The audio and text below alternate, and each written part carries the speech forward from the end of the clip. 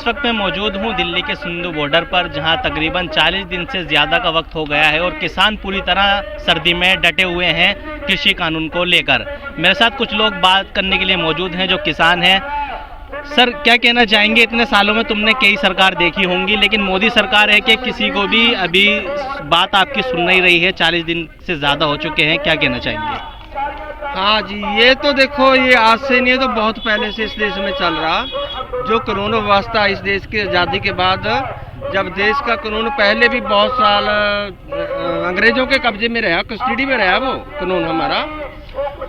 और इन सरकारों को ये पता होना चाहिए कि उस वक्त भी जो आज़ादी की लड़ाई थी ना, वो देश की लोकतंत्रता नहीं लड़ी थी। जो राष्ट्रपति बने उनको तो बनाया गया है ना, लेकिन आज यही हो रहा कि आज भी कोई सुनने वाला नहीं। देश में करप्शन भी इतनी ज़्यादा 90% तक चली गई है और हर आदमी पैसा ले बिना बात नहीं करता इस देश में। हर कुर्सी के ऊपर बैठने वाला हर कोई गैर कानूनी काम कर रहा है, तो ये बहुत दुखदाई की बात है। इस देश में किसानों के नहीं, लेकिन हर जवानों का भी, हर बच्चों का भी, जो पढ़ने लिखने वाले बच्चे हैं और स्कूलों में जाते हैं, उनकी अच्छे इंटेलिजेंट बच्चे होते हैं, उनके लिए उनकी नौकरियां नहीं मिलती उनको, क्योंकि वहाँ पे जो नौकरियां होती है सब ब्लैक हो जाती हैं। इस देश की हर कुर्सी के ऊपर देश के कानून की स्मगलिंग हो रही है, ये बात माननी पड़ेगी। स्मगलिंग हो रही है या नहीं हो रही भाई? इस देश में कौन इंसानियत लेने कहाँ जाए? अब सुप्रीम कोर्ट ने भी है, सुप्रीम कोर्ट ने पीछे जब पंजाब से किसान बॉर्डर तोड़ के आए ना, तो सरकार ने वहाँ बहुत उनके ऊपर जुल्म किया। और सुप्रीम कोर्ट ने यहाँ बैठे थे जब ये बात भी कही थी कि ये गैर कानूनी जो काम किया कानून लोगों ने नहीं किया, ये प्रशासन ने किया, और उनको कहा है, और वही कोर्ट में गए थे। लेकिन उनके बाद जब गाजियाबाद से राजस्थान के किसान आए और हरियाणा सरकार ने उनके ऊपर फिर पानी की बौछार मारी है और बहुत ज़बरदस्ती की है। लेकिन ये बात ये सुप्रीम कोर्ट तो कह देता है, लेकिन सुप्रीम कोर्ट का हिंदुस्तान में कानून लागू है कोई? या तो सुप्रीम कोर्ट में ताकत हो, कानून हो, तो देश में कानून लागू तो हो ना। कुछ लोग ये कह रहे हैं कि ये किसान की तहरीक नहीं है, किसान का प्रदर्शन नहीं है, खालिस्तान का प्रदर्शन है। कुछ लोग भड़का रहे हैं किसानों को।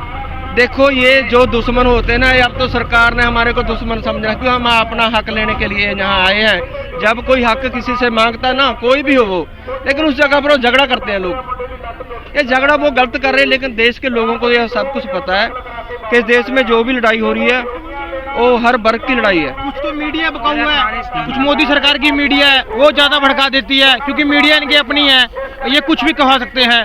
कभी ये बीच में किसी को बांट देते हैं, कभी किसानों को बोलते हैं कि कुछ किसान इस जो है हक, जो मतलब ये कानून है वो इस पे कहा ठीक बता रहे हैं, कुछ गलत बता रहे हैं।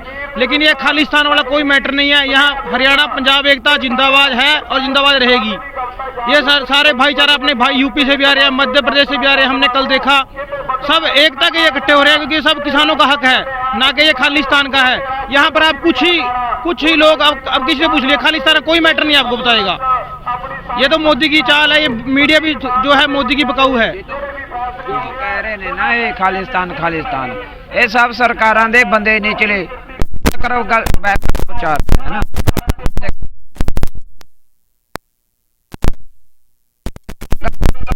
किसी ने किसको कुछ किया, किसी ने किसी को कुछ नहीं ना किया, सब सही सलामत है। ये सरकारां कहते हैं आपस में लड़पन और आंदोलन खत्म, एक बार दंगे हो गए जे सब खत्म हो जाना, मुड़ के साढ़े हाथ कुछ नहीं रहना, ना बंदे अन्य इकट्ठे होने ने ना कुछ और। किसानों को कह रहे हैं जो धरना यहाँ पर दे रखा है कि वो क्या कहते हैं, देश के दुश्मन है, गद्दार हैं। नहीं, जेड़े लोग आवाज उठाएंगे कि उनको गद्दार कहा जाता है। मेरी बात सुन, मेरी बात, गद्दार कह रहे हैं।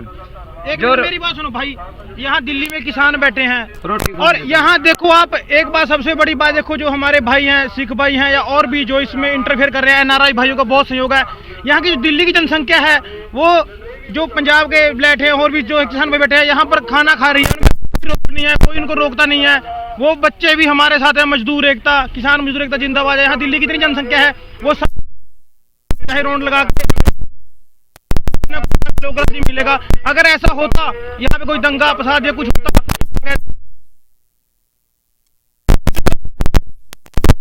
यहाँ पे शरारती लोग भी मौजूद हैं जो भड़काने जाते हैं। सरकार मीटिंग हुई है, आज मीटिंग 2 बजे पता लग रहा था कि 2 बजे फिर 4 बजे बोला है, उसमें देखते हैं क्या बनेगा। नहीं, ये आंदोलन जारी रहेगा, चाहे 2 साल हो 4 साल हो, यहाँ से हम हटेंगे नहीं, अपने हक लेके हटेंगे। 10 साल 20 साल ये कानून हम सब जहीं डेरे ला लेंगे, जाते नहीं जिन्ना चिर रद्द नहीं होते, ठीक है ना। अपने हक लाके हाँ, हक का साडा है, भीख थोड़ी मांग रहे हैं, हक का जी साडा है। आप लोगों ने ऐलान किया है 26 जनवरी को हम ये बॉर्डर तोड़ेंगे। ऐलान किया है कि लोग गांव-गांव जाकर समझाएंगे। 26 जनवरी को हमने ऐलान कर दिया है कि हम यहाँ से कुंडी बाटे दिल्ली में लाल किले में एंटर करेंगे। हमारे सारे भाई किसान जो गांव में हैं, मैं उनको भी कहना चाहता हूँ कि वो भी ज्यादा ज्यादा संख्या में दिल्ली आने की कोशिश करें। खुश नहीं है, वो खुश है। हम ये आंदोलन है, इसमें सिर्फ किसान ही चारे पासे मारा जाएगा और आम आदमी सब जेड़े कुछ कोऑपरेट करके है ना, कोई पैसे ये बीमारी जो है, यहाँ पे जितने भी लोग इकट्ठे हुए हैं, यहाँ सब जितनी भी, एक बीजेपी को छोड़ के बाकी तो सारे समर्थन में है ना। फौजी भी समर्थन में है, पुलिस भी समर्थन में है। ये अभी 26 जनवरी को किसान अपने काम में पूरा होंगे। 26 जनवरी को निकलने लोगों ये तो देखो अधिकार भी है, कानून भी कहता है कि 26 जनवरी के हमारे देश का एक गणतंत्र दिन है ना, तो संविधान लागू हुआ था। वो संविधान हमारे पूरे देश का हुआ था ना, फिर देशवासियों के लिए हुआ था।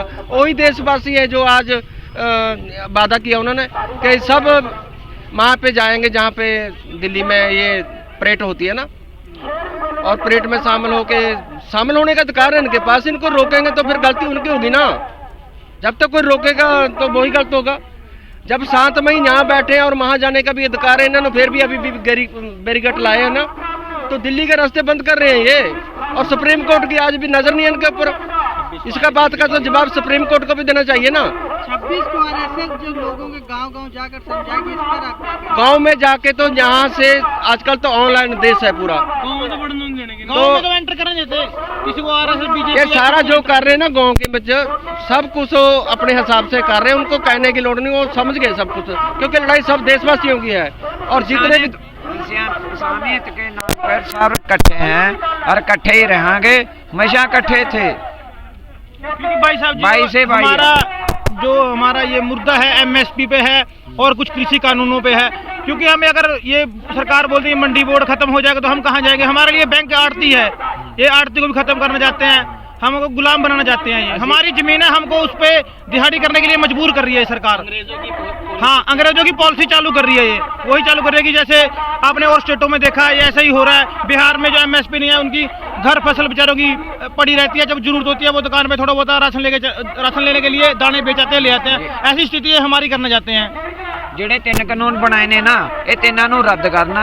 ਸਾਰੇ ਕਿਸਾਨ ਜੋ ਨੇ ਨਾਲ ਲੈਣ ਔਰ ਬੈਠ ਕੇ ਉਹਨਾਂ ਦੇ ਸਾਹਮਣੇ ਉਹਨਾਂ ਦੀ ਇਜਾਜ਼ਤ ਨਾਲ ਕਾਨੂੰਨ ਬਣਾਉਣ ਵੀ ਕਿਵੇਂ ਦਾ ਕਿਸਾਨ ਹੋ ਸਕਦਾ, ਸਭ ਇਕੱਠੇ ਹੋ ਕੇ, ਠੀਕ ਹੈ ਨਾ, ਤਾਂ ਮਸਲਾ ਹੱਲ ਹੋਊਗਾ। ਐਮਐਸਪੀ ਦੇ ਕਾਨੂੰਨ ਬਣਾਉਣ, ਇਹ ਸਭ ਜੋ ਚੀਜ਼ਾਂ ਸਾਡੀਆਂ ਜਾਇਜ਼ ਨੇ ਅਸੀਂ ਲਵਾਂਗੇ ਔਰ ਲੈ ਕੇ ਹਟਾਂਗੇ। कानून वापस नहीं होगा, इसमें संशोधन हो सकता है।